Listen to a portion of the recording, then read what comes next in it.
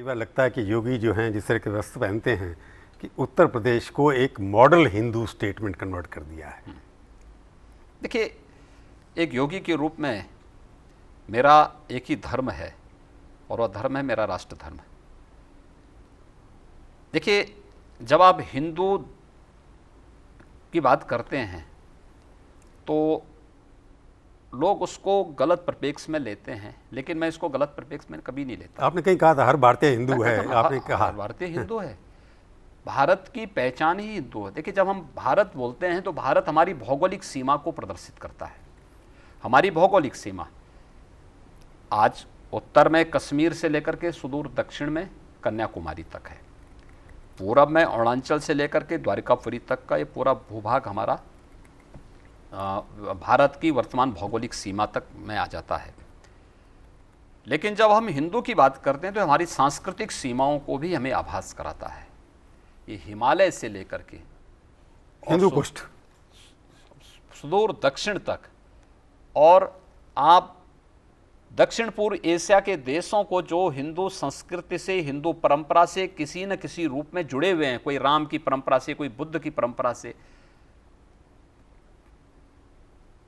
दक्षिण पूर्व एशिया से लेकर के और पश्चिम तक आप चले जाइए, जैसे दुर्भाग्य से आज हिंदू कुश श्रृंखला कहते हैं, वहां तक का एहसास हमें कराता है। तो ये हिंदूपन का ये भाव हमें एक व्यापकता देता है, एक सांस्कृतिक रूप से जोड़ने का काम करता है।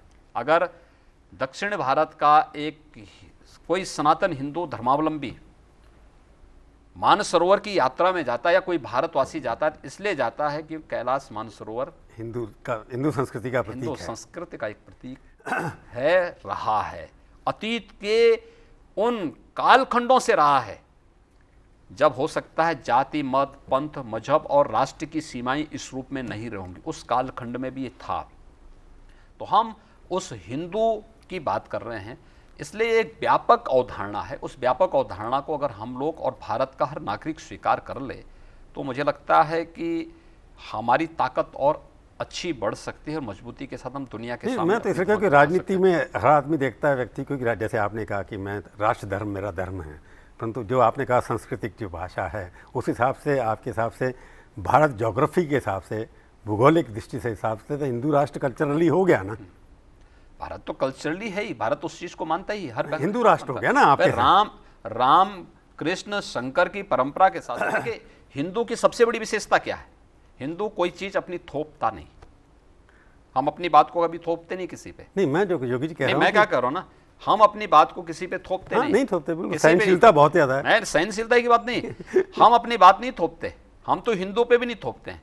आपकी मर्जी मंदिर आए, आपकी मर्जी ना आए, आपकी मर्जी आप किसी एक इष्ट देव को माने, आपकी मर्जी आप बहुदेववादी बने, जो आपकी मर्जी है। तो जो मैं आपको इस बार उठा रहा हूं कि मेरा ये मानना है, ये वस्त्र जो है ना, इसको इस दृष्टि से देखा जाता है कि हिंदुत्व है ये। मैं क्या कर रहा हूं, हिंदुत्व भारत की राष्ट्रीयता का प्रतीक है। हिंदुत्व सांप्रदायिकता का प्रतीक नहीं, पर्याय नहीं हो सकता है।